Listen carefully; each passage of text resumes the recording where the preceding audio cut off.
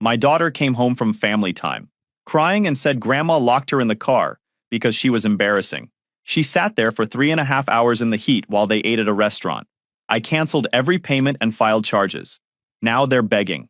Hey Reddit, my family locked my 8-year-old daughter in the car because she misbehaved while they ate at some restaurant. So I decided to teach them a hard lesson. Grab some snacks and listen to this shit show. Before anything, let me give you some background. Name's Ray, 36 male, and I've been bankrolling my family for 9 straight years. Every month, $3,800. Mortgage on their 4-bedroom house in Mesa, utilities, 2 car payments, insurance, health insurance gap coverage, internet and streaming, cell phones, and random emergencies fund. I work as a logistics coordinator for a regional shipping company. Pull in around $87,000 a year. Enough to live comfortably. Enough to help family without completely destroying myself. Or so I thought when this started. I was 27 when Mom called about being short on the mortgage. Financial advisor made some mistakes. Bad investments. Could I help just this once? Just until they got things sorted out?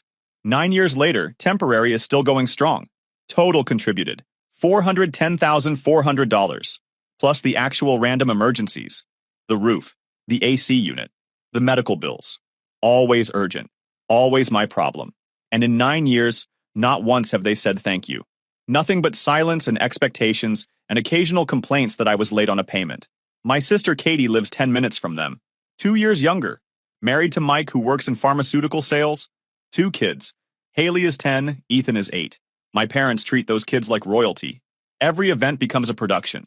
Every accomplishment gets broadcast to the family group chat. The walls at Mom and Dad's house look like a shrine to Katie's perfect family. I've got a kid too. Maya. She's 8. She's my daughter through and through, even if her biological mom bailed when she was 5. The adoption was finalized before she was 2. Haven't heard from the bio mom since she left, so I've been solo dad for 3 years. 2-bedroom apartment in Tempe. We've got our routine and it works. Made absolutely sure Maya knows she's loved and important. Except my parents treat her like she's invisible. Like they're doing her a favor just showing up. They show up to events but leave early. One polite question about her life, then immediately back to Haley's honor roll or Ethan's baseball stats. Maya's birthday last month was a perfect example. I rented a pavilion at the park, set up decorations, ordered her favorite cake, invited family and friends from school. My parents arrived an hour late. They stayed 23 minutes, brought a clearance aisle gift still marked down 40%, left before we sang happy birthday because they had dinner reservations with Katie's family. Maya asked me later why they didn't stay for cake. I told her they had something important. It's been like this since Maya was born. Colder interactions, shorter visits, forgotten promises. Meanwhile, Haley gets a tablet for her birthday. Ethan gets trips to Legoland. When I suggested Maya could join them on one of those trips, Mom actually laughed. Said it was a special time just for Katie's kids. Said it like I should know better. Like I should understand that Maya wasn't special enough. My kid never complains. She's got this sweet personality that kills me. Shy around new people, but opens up when she feels safe. Obsessed with marine biology. Knows every ocean animal. Reads books about coral reefs and deep sea creatures. Gets straight A's. Helps me fold laundry without being asked. Sets the table before dinner. The kind of kid who apologizes when she sneezes too loud. I love her more than anything in this world. Would burn everything down to protect her. Which is exactly what I was about to do. Because that Saturday at 5 p.m., Maya came through my door crying. Deep sobs that came from somewhere real and painful. Maya's footsteps were wrong when she came in. Usually she's got this bounce, this energy. Comes through the door talking about whatever happened during family time with Grandma and Grandpa. Not Saturday.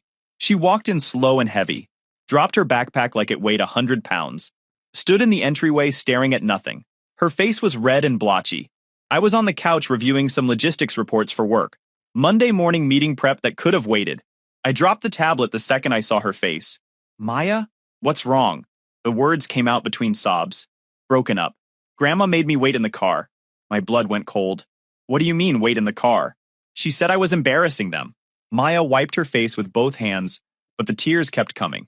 She made me sit in the car for 3.5 hours while everyone else ate at the restaurant. It was so hot, Dad. I couldn't breathe right.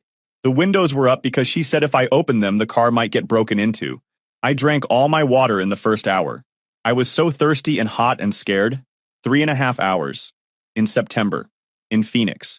Where the inside of a car becomes an oven even with the sun going down. What did you do that embarrassed them? I kept my voice level, but inside I was seeing red. Something was boiling, rewiring, becoming something harder and colder, and completely done with this. Maya looked at her shoes, the guilty look of a kid who thinks this is somehow her fault. We were at the restaurant and I asked the waiter a question about the fish on the menu. I wanted to know what kind it was, because we've been learning about different species in school. Haley laughed really loud and said I was being weird, that nobody cares about fish. Grandma got this look on her face. She told me I was causing a scene, that I needed to learn when to be quiet. She said I was making everyone uncomfortable, and I needed to go wait in the car until I learned how to behave in public. 3.5 hours for being curious and interested, and exactly the kind of kid any decent person would be proud of. I pulled her into a hug. She buried her face in my shoulder and cried until my shirt was soaked. I held her and felt this absolute certainty about what needed to happen next. Go get cleaned up, kiddo, I said quietly. Change into comfortable clothes. I'll order us pizza. She nodded and headed to her room. I waited until I heard her door close. Then I grabbed my keys and wallet and walked out. The drive to my parents' house took 17 minutes. Saturday evening traffic on the 202. They live in one of those neighborhood developments that all look the same. Desert beige houses with rock yards and 2-car garages. Retired people paradise. The kind of place you can afford when your son pays all your bills. I parked on the street. Their driveway had both cars in it. Katie's SUV was there too. Perfect. The whole family gathered for their usual Saturday evening together. I walked up to the front door and tried the handle. Unlocked as always. Walked right in. They were in the living room. Dad in his recliner watching golf. Mom on the couch with her novel. Katie and Mike on the love seat looking at something on Mike's phone. Haley and Ethan on the floor with iPads. Everyone looked up when I walked in. Ray? Mom was confused. We weren't expecting you. Is something wrong? I pulled out my phone, opened my banking app, pulled up the recurring payments page, the one I'd set up 9 years ago and barely looked at since. All those automatic withdrawals that made it easy not to think about how much I was giving. I started canceling them, one by one. Each tap felt good. Katie stood up. What are you doing? I didn't answer. Just kept tapping. Cancel. Confirm. Cancel. Confirm. Dad's phone buzzed. Then Mom's. Both of them checking notifications at the same time. Both of them going pale as they read their screens. Son. Dad's voice had an edge to it now. What are you doing? I pocketed my phone. Maya sat in your car for 3.5 hours today. In the heat. Without water. Because she asked a question about fish. Silence. Mom started. That's not what happened. Really? I looked at Katie. You were there. Tell me what happened. Katie had this look on her face. Defensive and annoyed. Maya was being inappropriate. Mom had to correct her behavior. By locking her in a car. She wasn't locked in, Mom said quickly. She chose to wait there. She's 8. She was being disrespectful, Katie added. Her voice had that pitch that made me want to walk out immediately. She was showing off, making everything about her. Haley was embarrassed. I looked at Haley, staring at her iPad, pretending not to hear any of this. Then at Ethan, doing the same thing. Both of them trained not to question their parents. Here's what's going to happen, I said, my voice dead calm. Every payment I've been making stops. Today. Right now. You've got about 2 weeks before the mortgage payment bounces. 3 weeks before utilities get shut off. Your car insurance lapses end of the month. Your cell phones disconnect when the billing cycle ends. You're on your own. Dad stood up fast. You can't do this. I just did. We're your parents, Mom said. Her voice was shaking now. You owe us. I owe you? I laughed, cold and bitter. I've given you over $410,000 over 9 years. I don't owe you anything. You owe me. You owe me those 9 years. You owe Maya an apology. You owe her basic human decency. But you won't give her that. So I'm done giving you anything. Katie stepped forward. You're being dramatic. She sat in a car for a few hours. She's fine. Get out of my way, Katie. No. She crossed her arms. You're not just going to walk in here and move. Make me. She stepped closer, blocking the doorway. You think you're so much better than us? Think you can just destroy everything because your feelings got hurt? Maya sat in a car for 3.5 hours. And she's fine. Kids are tougher than you think. But you wouldn't know that because you coddle her. You make her weak. I looked at Mom and Dad, both sitting there, letting Katie speak for them, letting her defend this.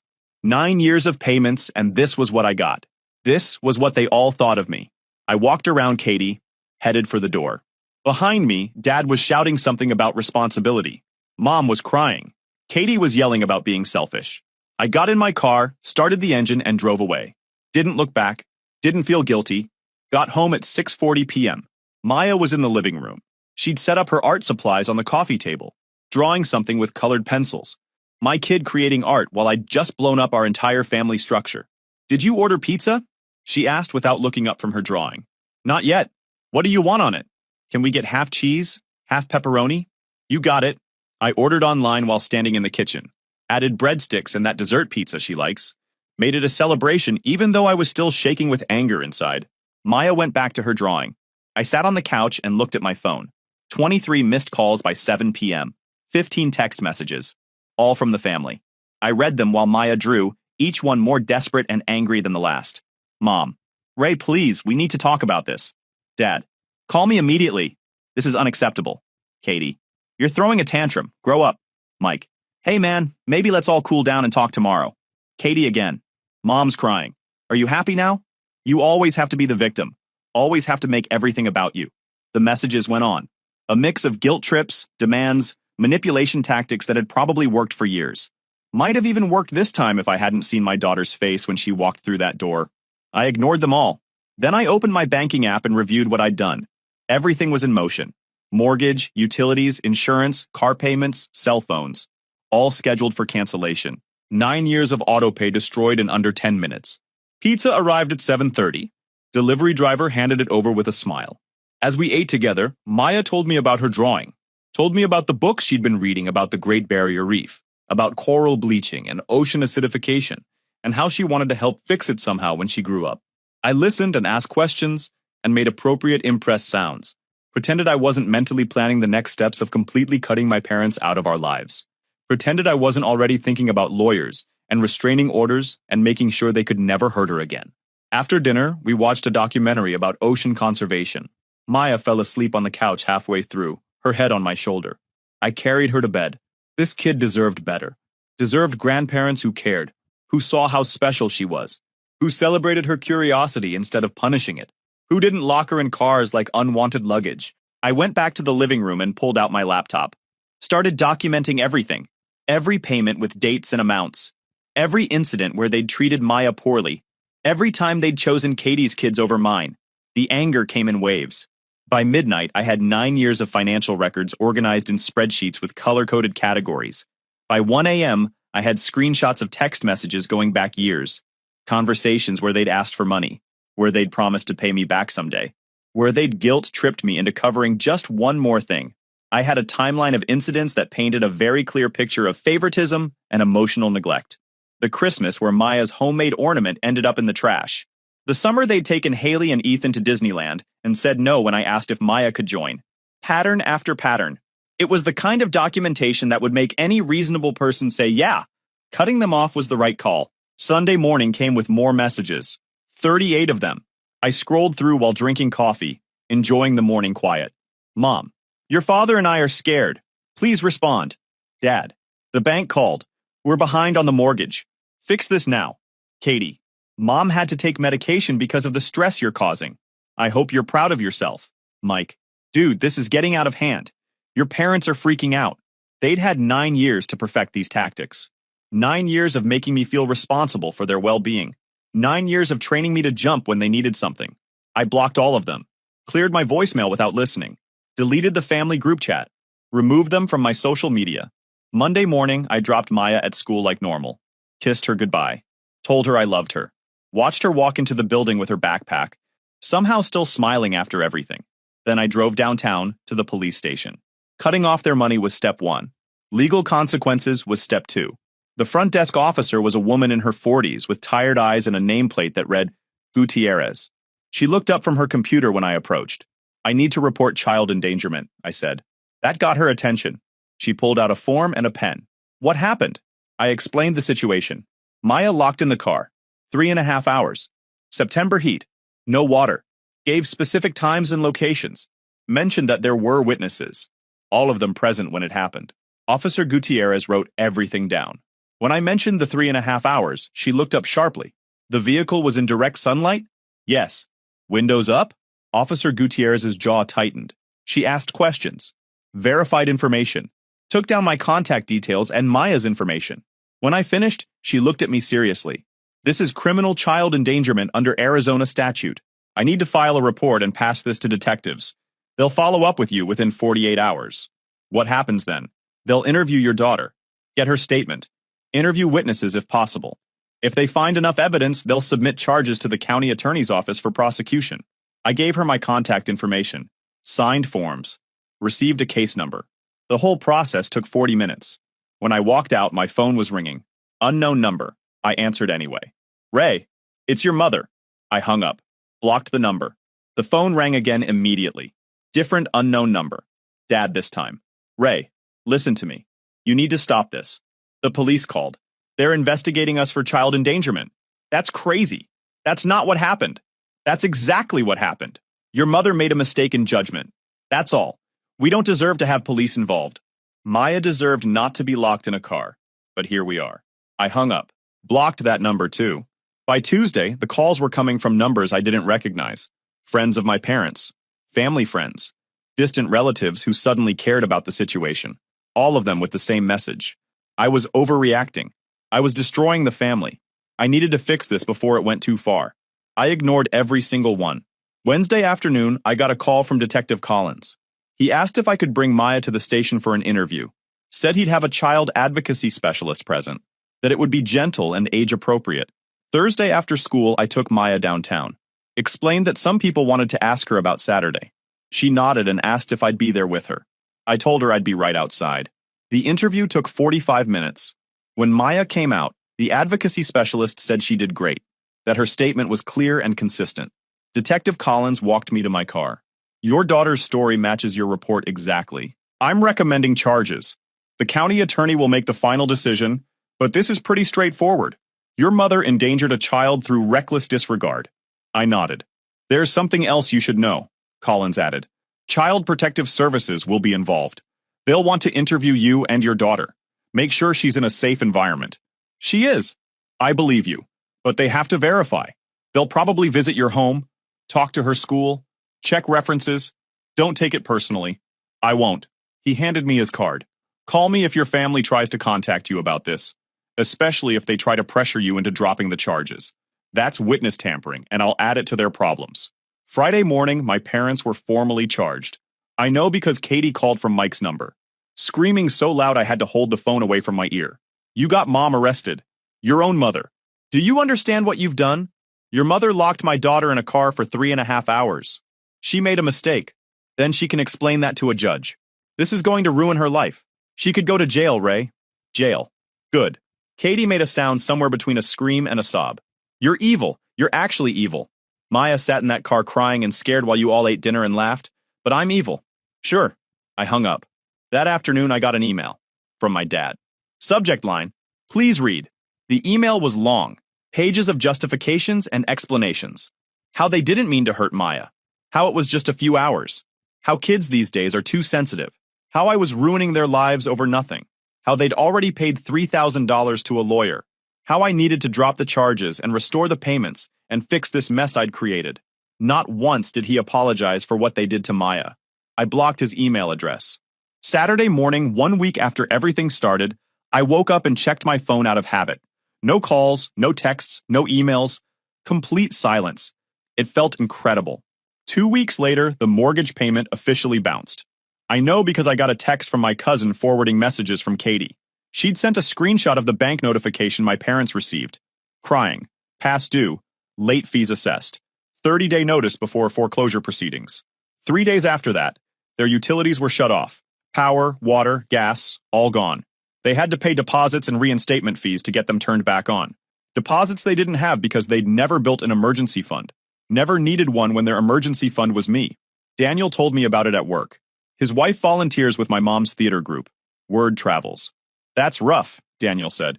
They had 9 years to budget properly, I said. Fair point. Daniel was a good guy. Never judged. Just listened and occasionally passed along updates. Week 3, their car insurance lapsed. Both vehicles uninsured. Dad apparently didn't realize it immediately. Kept driving around uninsured for 4 days until he got pulled over for a broken taillight on his way to his hardware store job. The cop ran his information. No active insurance. Citation issued. $500 fine, plus mandatory SR-22 filing for 3 years. SR-22 meant he'd have to prove financial responsibility to the state. Meant his insurance rates would triple when he eventually got coverage again. Daniel told me Dad tried to talk his way out of the ticket. Played the senior citizen card. Claimed he didn't know the insurance had lapsed. The cop didn't care. Rules are rules. Dad ended up having to call Katie to come pick him up because he couldn't legally drive the car home. Had to pay $150 for the tow to get it out of impound. Their cell phones disconnected day 29. The angry calls stopped. Knowing they were phoneless added some satisfaction. Your parents lost their house, Daniel told me one day in late October. We were at this taco place near the office. Good, I said. Daniel raised an eyebrow but didn't look surprised. That's cold, man. They locked my 8-year-old daughter in a car for 3.5 hours in Phoenix heat because she asked about fish. They took over $410,000 from me and never once said thank you. So yeah, good. I hope the apartment they move into has paper-thin walls and noisy neighbors. Daniel nodded slowly, thinking it over. When you put it that way, yeah, fair enough. That's what I appreciated about Daniel. No speeches about family being everything or blood being thicker than water, or whatever people say when they don't understand the full situation. The foreclosure went through in November, about 90 days from the first missed payment to the final auction. The house had been heavily mortgaged with home equity loans for various things. The second I stopped paying, the whole thing collapsed. They moved into a small apartment in Scottsdale, 1 bedroom in a complex that looked like it was built in 1973 and hadn't been updated since. Maybe 600 square feet of depressing beige carpet and popcorn ceilings. The kind of place where college kids live with 3 roommates or elderly people go to die slowly. My parents, at 69 years old, starting over in poverty housing because they never learned to live within their means. The apartment complex had a reputation too. Daniel mentioned he'd lived there briefly during his divorce. Said the walls were so thin you could hear neighbors sneeze. Said the parking lot got broken into regularly. Said the AC barely worked in summer. Perfect. Dad got a part-time job at a hardware store making $13 an hour. Mom started doing data entry from home for some sketchy company that probably barely classified as legal. Both of them working for the first time in 9 years. Katie apparently helped them move. Complained about it constantly. That I should have helped. That it was my fault. The irony was lost on Katie. She'd watched my daughter get locked in a car and said nothing. Daniel asked me about it over coffee one morning in early December. We were in the break room. Your sister's telling people you're heartless. That you abandoned your family when they needed you. My sister can tell people whatever she wants. I stopped caring about her opinion around the same time she suggested my daughter wasn't really mine. Daniel's eyebrows shot up. She said that? Her exact words were, "She's not even really your kid. That's messed up. That's Katie." Daniel shook his head. You don't care what they think? Not even a little bit. And I didn't. That was the surprising part. 9 years of caring too much. 9 years of trying to be the good son, the reliable brother, the person everyone could count on. Stopping was easy. Not caring felt like freedom. The criminal case moved forward through December. My mother hired a lawyer, some guy named Burton who specialized in defending first-time offenders. He tried calling me twice, left voicemails that I deleted without listening, sent an email through the county attorney's office asking if I'd be willing to drop the charges. Said it would help his client's case, that it would be better for everyone, including Maya, if we could resolve this privately. I called him back, told him to lose my number and stop contacting me, that some things require official consequences, that his client should have thought about that before she locked a child in a vehicle. He tried to argue, started saying something about rehabilitation and how criminal records impact elderly people's lives. I hung up. The county attorney offered Mom a plea deal mid-December. Plead guilty to reckless endangerment, a Class 1 misdemeanor instead of the Class 6 felony they'd originally charged. 18 months supervised probation. Mandatory parenting classes even though she'd probably never be around a child unsupervised again. 200 hours community service. Written apology to Maya delivered through official channels. Restraining order, preventing her from being alone with Maya for 3 years minimum. Her lawyer recommended she take it.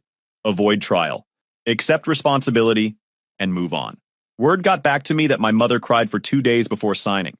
I felt nothing about it. Christmas was different this year. First one in 9 years without the obligatory family gathering at my parents' house. No awkward gift exchange where Maya received generic clearance items while Haley and Ethan opened expensive presents. Instead, it was just Maya and me. We put up a tree in our living room, decorated it together with ornaments we picked out at Target, played Christmas music, made hot chocolate with tiny marshmallows, Christmas morning, Maya woke me up at 6 a.m. like always. We sat by the tree and opened presents. I'd gone overboard this year. Marine biology books, a microscope for looking at water samples, art supplies, a wetsuit and snorkel set for when we went to California next summer, clothes that actually fit, a new bike because she'd outgrown her old one. She opened each present with pure joy. "This is the best Christmas ever," she said, hugging a giant stuffed sea turtle. And it was. Because we weren't watching other kids get more attention. Weren't leaving early so my parents could have their real celebration with Katie's family. We spent the day doing whatever we wanted. Watched movies, made cookies, built a massive coral reef diorama out of Lego bricks. Just us, exactly how it should be. 3 days after Christmas, I got a letter in the mail. Legal letterhead, from my parents' attorney. A demand letter stating I owed them $410,400 in restitution for financial support that was allegedly promised. They were threatening to sue for repayment. I took the letter to my own attorney, guy named Alex, who my company kept on retainer for contract disputes. I explained the situation, showed him my documentation. Alex read through everything, the bank records, the text messages, the lack of any written agreements or promissory notes. "This is garbage," he said, tossing the letter onto his desk. "They have no case. Those were gifts. No court is going to force you to repay gifts. Not without a written agreement, and based on your documentation, no such agreement exists. So I don't need to worry about this? I'll draft a response telling them to kick rocks. If they actually file suit, which they won't, we'll get it dismissed immediately. They're just hoping you'll panic and send money. Not happening. Good. You're finally learning." He leaned back in his chair. "Between you and me, this is the most desperate money grab I've seen in months. They're broke and flailing. Happens all the time." I walked out of his office feeling light. January brought news. My parents were struggling. Dad hated his hardware store job. Mom's data entry barely paid anything. Katie had offered to help with some bills but couldn't afford much. Not enough to replace what I'd been providing. "You know they're applying for assistance, right?" Daniel said one day. "Like, government assistance, food stamps and stuff." "They spent 9 years living off my income instead of budgeting properly," I said. "Now they get to see what actual poverty looks like." Harsh. What surprised me was how little I cared.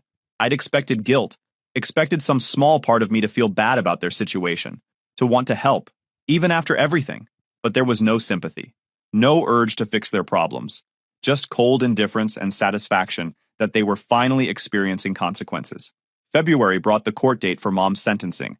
Even with the plea deal, she had to appear before a judge. The judge would formally accept the plea, impose conditions, set the probation terms. I took the day off work, not to attend, just to be available if needed. The county attorney called me afterward, said everything went smoothly. My mother had pled guilty. The judge had accepted the deal. 18 months probation, parenting classes every Tuesday evening, community service on weekends, written apology to be delivered within 30 days. She cried on the stand, the prosecutor told me. Talked about how much she regretted it, how she loved her granddaughter. Did she mention the 9 years she treated my daughter like garbage? No, just focused on this one incident. Typical. The written apology arrived 3 weeks later. 2 pages. Handwritten. My mother's shaky cursive on floral stationery. It was full of excuses and justifications wrapped in half-hearted regret. Sorry that things got out of hand. Sorry the situation escalated. Sorry I felt hurt, but never directly saying she was wrong. Never acknowledging the years of favoritism. I read it once. Then I filed it in my folder with all the other documentation. Maya never saw it. She didn't need that manipulation in her life. March rolled in with warm weather and clear skies. Maya turned 9. We had a party at a trampoline park with her friends from school. No family invited.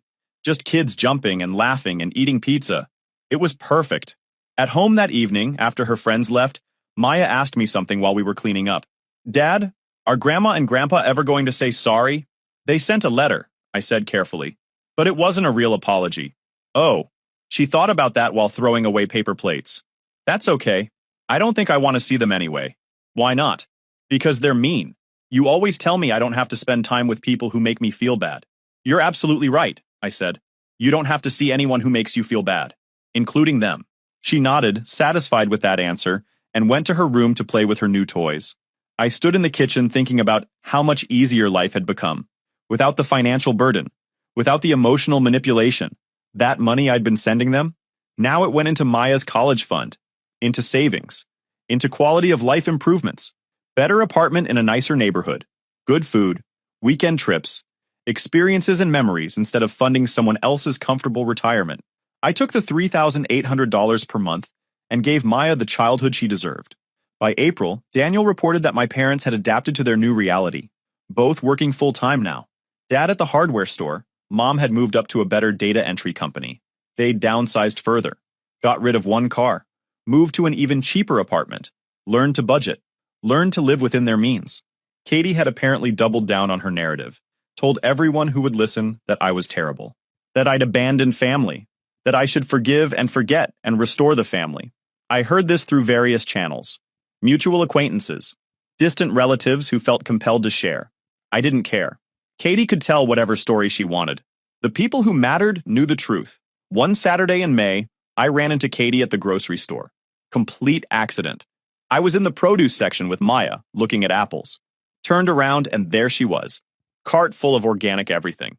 Designer athleisure outfit. Hair and nails done perfectly. Our eyes met. She looked like she wanted to say something. Her mouth opened. Then she looked at Maya and her expression changed. "Ray," she said finally. "Katie." She glanced around. Other shoppers nearby. "How have you been?" "Good." "That's it? Just good? What do you want me to say?" She shifted her weight. Uncomfortable. "Mom's struggling. You know that, right?" Maya grabbed my hand. "Dad, can we go?" "Yeah, kiddo, we're done here." We walked past Katie without another word. Checked out, loaded groceries, drove home. Maya didn't mention it. Neither did I. June brought an unexpected visit from my dad. He showed up at my apartment on a Sunday afternoon. I answered the door and found him standing there looking older than I remembered, his hardware store uniform still on. "Ray, can we talk?" "No. Please, 5 minutes." I looked back into the apartment. Maya was at a friend's house for a play date. No reason she needed to see this. "You've got 3 minutes," I said, not opening the door wider, not inviting him in.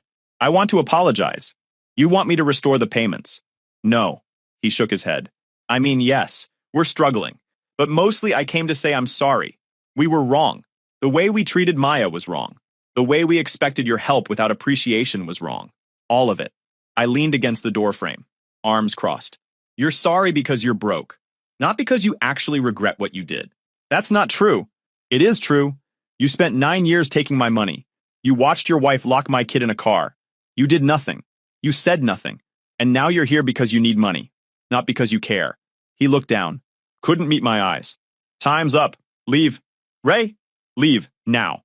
Before I call the cops and tell them you're violating the restraining order." He left, walked back to his old sedan, drove away. I closed the door and felt absolutely nothing. No guilt, no regret, no second thoughts. August marked nearly a year since this all started. 11 months since I walked into my parents' house and canceled every payment. 11 months since I chose my daughter over people who only valued me for my bank account. Best decision I ever made. We celebrated with a trip to San Diego. Spent 3 days at the beach and the aquarium. Maya snorkeled in the ocean for the first time, saw real coral and real fish, and came out of the water talking so fast I could barely understand her. On the last day, sitting on the beach watching sunset, she turned to me. "Dad? Yeah? Thank you for being the best dad ever." I pulled her into a hug. "Thank you for being the best daughter ever." And that was it. That was the whole story. I cut off toxic people who treated us like garbage. I pressed charges against someone who endangered my child. I walked away from a lifetime of being used and manipulated and undervalued. I chose self-respect. Katie can tell whatever story she wants. My parents can play victim to whoever will listen. I don't care. I've got my daughter. I've got my life back. I've got my money working for us instead of them. That's not revenge. That's knowing your worth and refusing to accept less. And honestly, it's the best thing I ever did. If you enjoyed this video, please hit that subscribe button. It really helps the channel and help us bring you more and better stories. Thanks.